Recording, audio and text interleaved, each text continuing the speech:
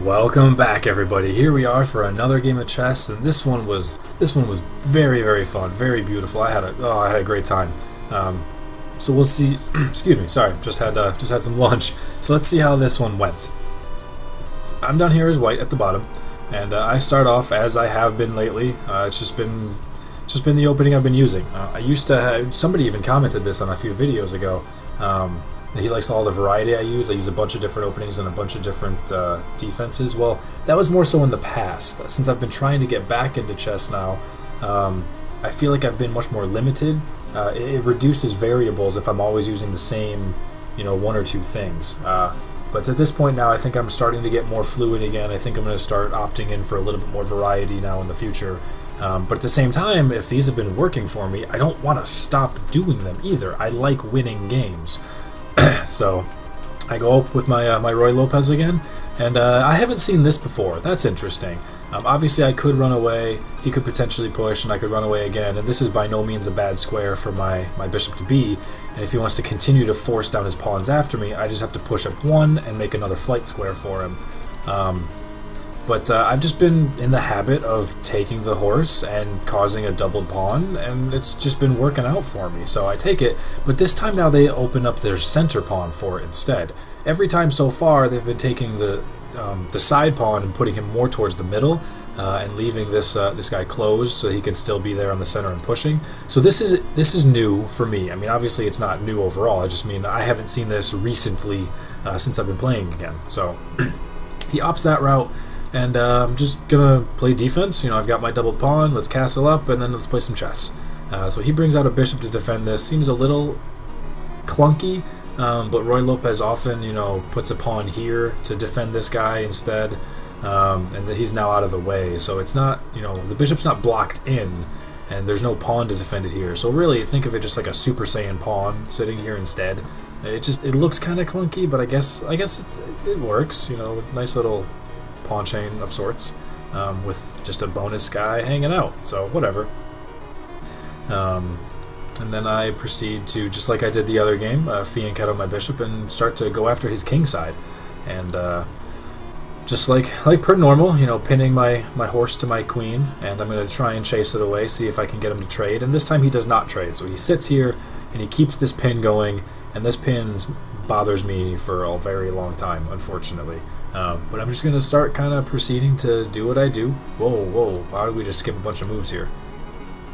There we go, I double clicked, I guess. So I push up my pawn, solidify this nice little center, keep them all strengthened, open up my dark square bishop as well. He identifies that square. It doesn't really make a difference if I go up here. He just develops the horse into it. Yeah, he creates his own pin, or he pushes up the pawn if he really wanted to. But he blocks me off with the little single push. I love these little corner pushes. Just one square, block stuff off. It's great. Love them.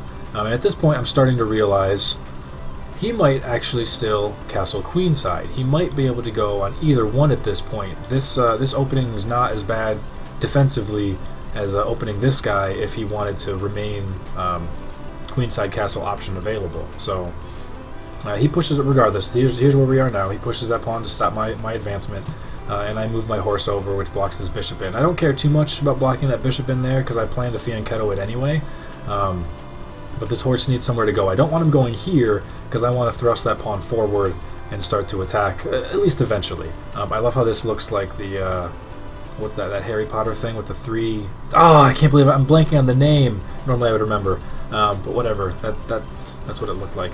So I bring my horse over here. It's not the greatest, but I figure it's less clunky. It also defends this horse, should he decide to eventually just accept the trade. I don't have to use my queen to do it. It puts them in a little bit of a tag team. He brings his horse out, and then I proceed to fianchetto my bishop. Nothing really too tactical to talk about. We're just developing pieces at this point. He develops his queen over, one to get it more centralized, more on diagonals, defending the pieces, bearing down the middle, defending that pawn, etc. But also to free up his opportunity. Now he can castle on either side, whichever way he feels like, whenever he wants, which is good. He's keeping his options open. I now proceed to move my horse over, attacking this bishop, but not really for the idea of taking it, because I don't want him taking back with this pawn and then undoubling his pawns. That'll help him out. I mean, maybe I can get enough pressure on that guy if I move my rook over and start to attack up here with my pawn. You know, then I've got a lot of pieces kind of going off in these areas. Oops, in these areas, and maybe I can make something happen in the center squares. So that's more of what I'm thinking about that. And then he opts to, in fact, castle on the queen side. I think he did it a little too early. When you've got those options, I think you want to keep it open for a couple more turns, see if I commit to one way and then you switch on me. But I remember learning a long time ago that when people castle on opposite sides, one went queen side, one went king side, or vice versa, if I were to have castled queen and he castled king side, it just becomes race to the finish! The first one to the opposing king with good attacks is going to win the game. And that's not necessarily always the case when they're all on the same side. You know, defense, you can still play defense and offense at the same time with your pieces, because you're kind of, you cut the board in half and then everything on the side is just extra flanking, just to whatever. But when you're on opposite sides, as we'll see through the course of this game, in both of our cases, the more that one person is able to commit to attacking, the other person then has to retreat their pieces over to defense, which takes them away from attacking on the other king. Or when he brings his pieces down to attack me, I have to bring my pieces back to defend away from his king, so he's safer that way. But if they're both on one side in a line, we can both have our pieces all over the middle and all defending everything, all attacking everything, and we're both okay. So then it just worries more about the flanks. But when we've got this situation going on, it becomes very tactical and very racy. We got to figure out who gets there first and who gets there harder and who gets there better. Daft Punk! So he castles over, and I am now officially worried about this pin. It's been sitting there for half the game so far. It's kind of annoying. I want to get my queen active and make my queen do things. Since he's castled now on the queen side, I gotta have my options available. And unfortunately, I don't have a good way to do that. I don't want to force my pawn up here to chase it away, because if he just takes, even though obviously it's a pawn for a bishop, I take back, he takes there, we're looking at 2 pawns for one of his minor pieces, and then my defense looks ugly. He's got pieces bearing down, his rook is at me, his pawn is at me, his queen is 1 move away from having open files, his other rook is 1 move away from, you know, supporting the whole everything in the opening, his bishop is 1 move away from coming after my diagonals on my flanks, and by the way has just perfect squares to sit for the whole game if he's sitting right there with his bishop. I'll never get it over there, and it'll just always be a thorn in my side. So I really do not want to push that, even though it might look enticing to scare this away. Nah, just take that crap, man. Absolutely. So I can't really rely on that. I obviously don't want to take, should he opt to do a trade with this pawn and open all this up either. So I need to find a way to remove my queen from this pin without exposing the horse to an awful trade. So unfortunately, the only thing I can really do is either move my horse back, but I kind of want my queen there so I can open up the diagonals, or I have to slowly, over the course of 2 turns, put my rook in a really bad position to defend it so that I can move my queen, and then I can move my horse, and then I can move my rook. So it's really slow, it's really clunky, but that's what I'm looking at now.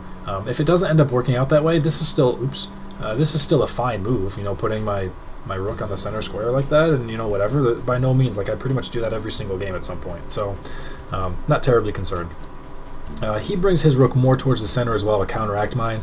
I don't think that's correct. I feel like he would want both of his rooks in these 3 squares and then have his pawns just rush down at me, Zerg rush. You know, maybe this one and this one, or maybe within these 3, but I feel like he wouldn't want to put his far rook as close to the middle as possible. I feel like he might have wanted to make a little bit more space, but he chose that side. And then now, because of all the stuff I was talking about earlier, I don't want his bishop on these nice home squares, and I do want to start putting a lot of pressure on this guy. And if my knights are ever going to move, I'm going to have to start moving them into these open areas. My queen's going to have to start to get out here, and there's just, I can't use my bishop on these diagonals if his is there. I really didn't want to give him that undoubling. And really, even if he takes it with the rook, it's giving him a free chance to double up his rooks, and then flank it over to the side. But it's whatever. I think it was kind of just a tough turn. Like, I don't know what I do here, because these guys can't move. I mean, I guess maybe I push my rook up, but I know it's not a good place for him to go. Like, I know that's bad. It's just what I'm thinking of to help out in that regard. You know, maybe I can slowly start to push all of these guys and attack this center pawn, and this is guarding it, but he's just going to have another pawn guarding it as well. It's just, I don't know. I don't think it was a very strong move by me, but I didn't really know what else to do, so I kind of just took it because I didn't want it. I didn't want it there. I don't like bishops when I don't feel comfortable. If I feel comfortable, fine, but if I don't feel safe or I don't feel like I have a good handle on what's going on, I don't want my opponents to have bishops. They're good. So I end up just taking it, and he undoubles his pawn, so now we're sitting everywhere. You know, my advantage initially was, hey, we had equal position, equal board control, equal spacing, equal material, but he had a doubled pawn. Well, now we don't. Now we have everything. You know, every file is now closed, there's pawns everywhere, and it's like a little yin-yang symbol kind of going on. They're like palindrome pawns. And it's kind of back to square one. I don't know what the hell I'm going to do at this point. So I just move my rook up now, defend that, and maybe it gives me time to get these pieces out of here. He runs his horse away, which I think is 1 to free up the queen and 2 to free up his pawn. I don't think it's as much because he didn't like where the horse was or anything. Granted, it couldn't do too much from its position, but it's not going to do too much here either. So I think it was mostly just to free up space for his other guys. I now take this turn to move my queen, break the pin, finally, and opens up this long diagonal for me as well that wasn't available previously. And he proceeds to, once again, put his rook back here. So now he's spent 2 turns putting his rook from here to here, and then from here to here. Like I said, I feel like it should have just been in one of these spots initially, and then, you know, since we're now looking at 2 moves for 1 rook, that could have easily just meant both at this point if he moved both of them. So that's why I feel like it wasn't quite the best. I think he just wanted it there because he saw mine. He's like, oh, I'll just match that up equally. I don't think that was really where he wanted to go, and this just kind of makes me feel more justified, I guess, more correct.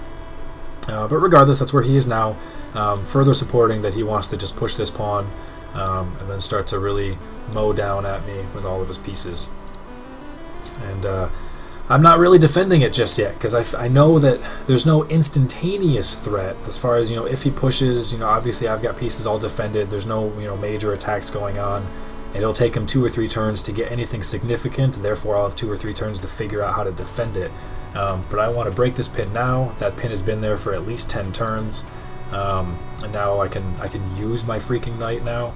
And if I really needed to, I guess I could bring my rook over here, and, you know, if we trade pawns and trade minor pieces, then we have rooks counteract on each side and maybe go from there. It gives me something. It frees up a little bit of space. It does block my queen in momentarily, but I have a pretty good feeling I'm probably going to be pushing my knight up here in a few moments. I don't have anything to go diagonal for yet at the time being. I wanted that thing gone. It also puts a little bit of further defense on there if I decide that once he moves it up, and I see the board differently. Sometimes, even if like you kind of know what's going to happen, like, oh, he'll do that, I can do this, I could do that, but it's too far in advance to really get it. You know, once the board actually looks that way and you get there, you might see something different. So maybe I would rather he try and take, and then I take with a horse. But I guess we'll see. So he does end up making his push, and now that it's here, I do realize things are a little bit different. I have to respond because I can't let him push. If I let him push, my rook is attacked. Can't go there because of the bishop. Can't go here because of the bishop. Can't go here because of that pawn. And I'm stuck because I knew this was a bad square for the rook to be. So now that I realize that it's there, I do have to take it. And if he trades with his rook, you know, whatever, that's fine, no big deal. We just cleared up a little bit of space. This pawn is now pinned to his queen, which, if there's something I can do to take advantage of that, great. Maybe put my bishop here and then my bishop there. I don't know. It's at least something to think about, but he responds by starting to really go after my king at this point. He's opened up the space he wants. He's starting to throw all of his pieces down here. He's got a rook bearing down. His horse is just 1 move away. Granted, he's kind of blocked off from pawns, but his horse, regardless, is 1 move away from kind of being in the action. His bishop is already a thorn in my side, and even if he throws these pawns up to sacrifice them and create open files, that's obviously still deadly too. So there's a couple of things I can really identify here.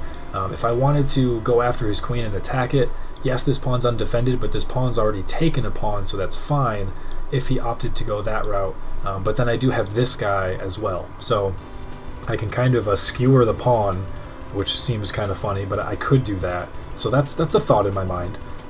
It also opens up my queen to being available on her own as well. I'm also looking at going to one of these two squares to attack either this guy or to sit in this nice little home. Now I can't sit in this home yet because the horse is here, but attacking this square actually, has some merit, as it puts him in check. It puts my horse kind of up in his face, and there's no way to immediately take it. So I decide that if I go here to do so, I'm attacking his queen at the same time, forcing it to move somewhere. And if he's like, oh no, queen is attacked, I guess I'll take a free piece, then my horse that's sitting here can then just win the game by forking both of his guys. So I do opt to go the horse route just in case. And he defends it all the way back. He obviously can't go there to defend this pawn, sorry. So I can't speak. He loses his attack on my pawn by reducing his position on the board. And now I'm starting to think that I'm countering back a little bit. I'm getting a little bit more space. I've now opened up this diagonal. These two pawns are getting ready to push at any moment. His horse is in a good spot for now, though he could obviously push that whenever he wants. I'll have to figure out somewhere for my horse to go at that point. I don't think that would really work yet, unless I have something else in the works at the moment. I could even run over here and scare this bishop off finally if I really had to. So there's that. I finally have options. I finally have space. I finally have things to do.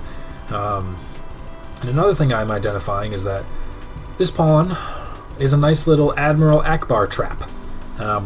Should he want to take it with the rook, this pawn push that I didn't want to do earlier because he had a knight and a bishop bearing down at it, where I would have said absolutely take it, lose the material, and mess up my position, he would no longer want to do that, as then I'm forking two pieces, and he's going to end up losing out entirely on it, as his rook wouldn't really be able to defend anything if he goes there to try and still defend the bishop when I take it. My horse just takes the rook. And sure, yeah, he takes the horse, but then I take the bishop. So it's all kinds of bad. So I want to leave that there undefended on purpose from here on out, just in case he decides he wants to take it. And if he never does take it, then that's fine at this point. I no longer think that it's as bad if I do finally push up someday, and he does. I think the threat of him taking that pawn is now mostly mitigated since a rook is here to defend. He doesn't have the extra minor piece kind of bearing down all on the same side, and one of his flank pawns is gone as well. So it's thoughts for the future. I'm going to leave that guy there undefended, and going to start to now pull my bishop over here, because we've identified this pawn prior that I wanted to attack. He's now defended it, and if he does move, because this isn't that great, my best choice probably would be scare this bishop away, but I kind of want that bishop there as a trap. So I'm just going to pin that pawn to his queen so he won't go after it, and just further creating lots of extra pressure on it. That gives me a chance to get my queen over here as well, creating lots of extra pressure, start getting these pawns up here, and just start to really throw everything at his king at this point. He responds by kind of sealing that off with some pawns, but now he's created a couple of nice, really weak squares. This one, there's no way for me to get to here very comfortably right now. And this square is currently defended by his horse, but it is some chinks in the armor that I currently don't have on my side. So I decide that the best way to go about things is go right up into his face and get close quarters combat. If he wants to push after thinking, oh, I'm defending a pawn, then I'll take this pawn and check. Granted, the check would be worthless, but I'll be able to take that pawn, and just having my queen this close to his face is just scary. So I'm thinking that, and it does give me a little bit of extra support in this area, because I'm going to start rushing these pawns up here now. Gives me just one extra piece to kind of clean up with. If there's a bunch of trades and he's like, aha, I've got the last piece to trade, I'm like, no, my queen's here. So it just gives me more initiative, I suppose, and some additional looking scary psychological threats by having my queen up in his face. We've seen the kind of damage my queen has done in the last few games. Well, I guess I don't know what order these videos are going up in, but whatever. So he does not like that. He is going to rush his horse over here. I'm guessing maybe with hopes of sitting it there to attack my queen to get it out of the way.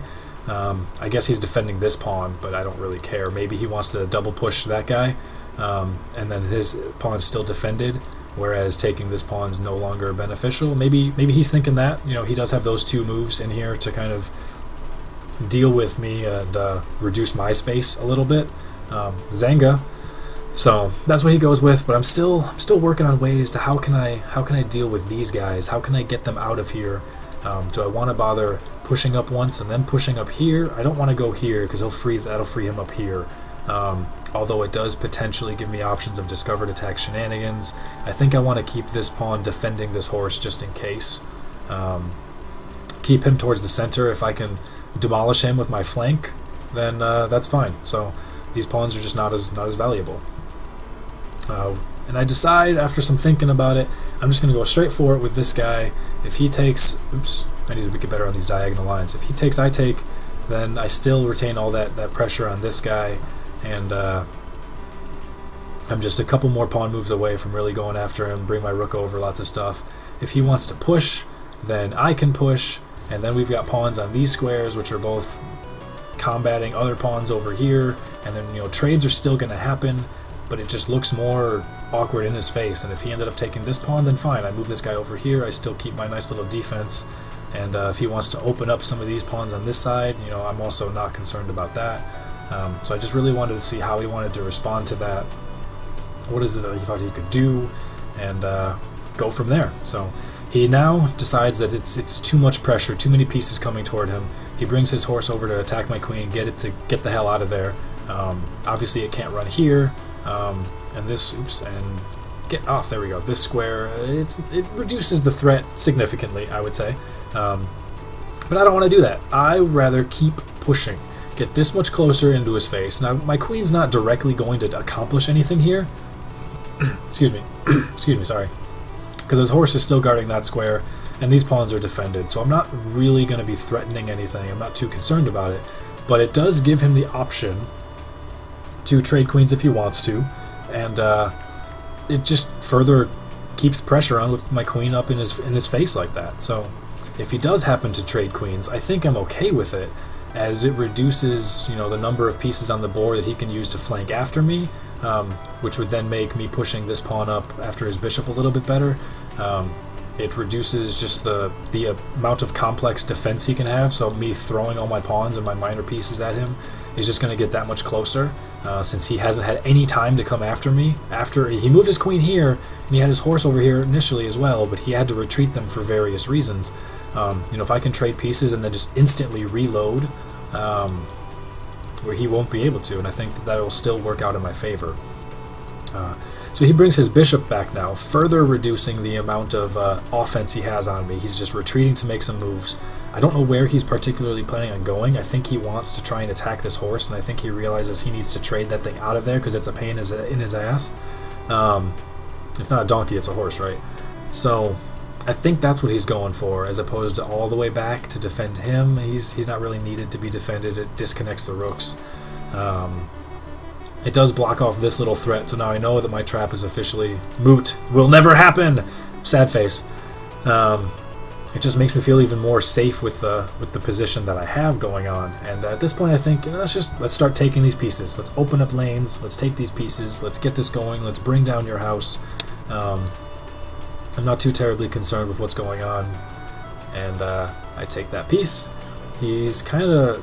I don't really know how good his options are at this point. If he takes, do I care? I don't think so, because my bishop goes here, it's defended, it's attacking all sorts of things. I could even potentially take it with the horse if I wanted to, which gives me multiple attacks on this pawn, which is kind of scary, although he does have his queen defending it for now. So there's lots of options if he wanted to take, and if he wanted to push. So he doesn't want to go with the take, knowing that I've got two pieces bearing down on it. Gives me also three pieces, really. Gives me all sorts of options.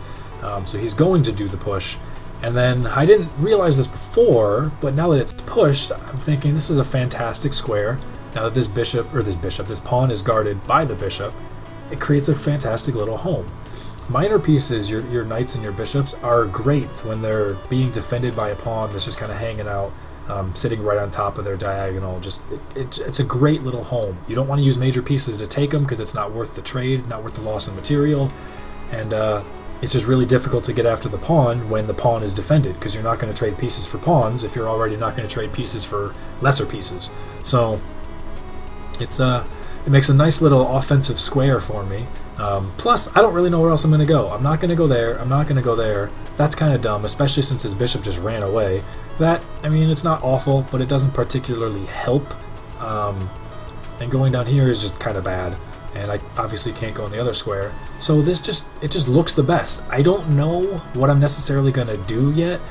With a lot of these queen moves, when I kind of dragged it all over the place and kept pushing it in his face, I didn't have anything technically coordinated. I didn't really know how I was going to act, but I knew that as long as I put them in good positions, as long as I take up lots of space and I keep lots of pressure, the more and more pieces I get over there, the more pawns I can clear out of the way, it's going to start to reveal itself as the board changes its position.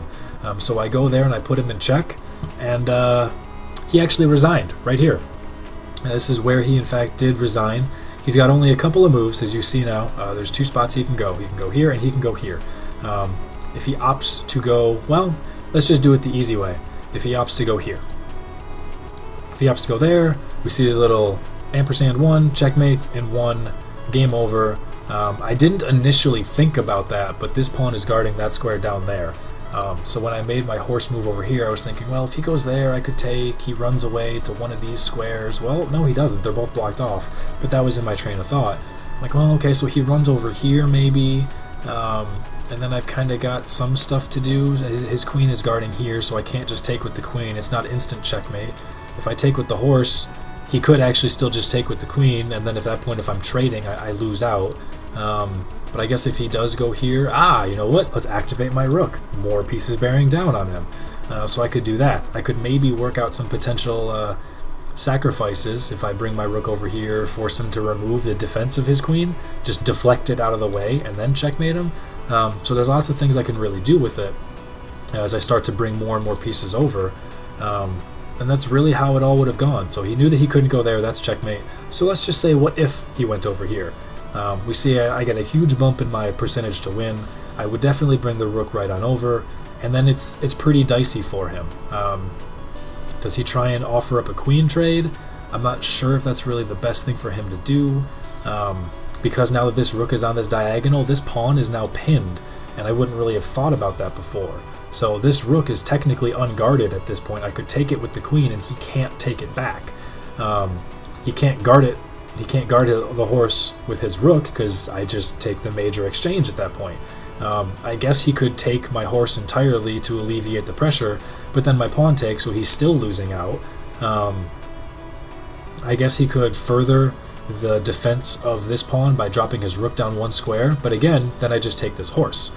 So there's not really anything good that he can do.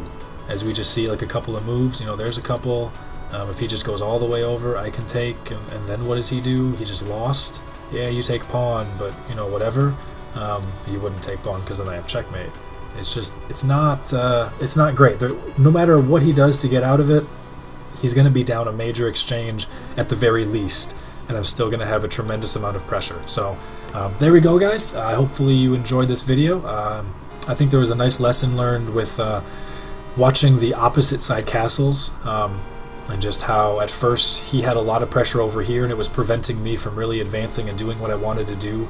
I took a couple of turns to make some awkward moves with rooks and knights to get them out of the way and get them out of the pin, and they didn't really have great squares to go to at that point either, so I was kind of clogged up and he had lots of pressure. I'm not sure. Honestly, I think his queen advance move down to here after we traded those pawns, I don't want to say that move lost him the game, but it didn't really accomplish anything for him. It was a little too early. He couldn't do anything with it. And then obviously, you know, my knight had a great move to put pressure on a lot of pieces, and he just had to retract it right back immediately. I don't know what else he could have done. I do think his rooks could have been better positioned. If he didn't spend the 2 turns moving his rook and moving his rook right back, you know, maybe if he just moved the rook once and then started hammering these pawns down my throat instead with the better positioned support, maybe it would have made more difference. So I don't really know where it went wrong, where he lost that. But once I got him to retreat a couple of squares, I started to put more pressure. He retreated more. I put more pressure. He retreated more. I put more pressure. He had to retreat more, and eventually it was just too much. I didn't even really know how I was going to, like I said, I didn't know how I was going to attack it.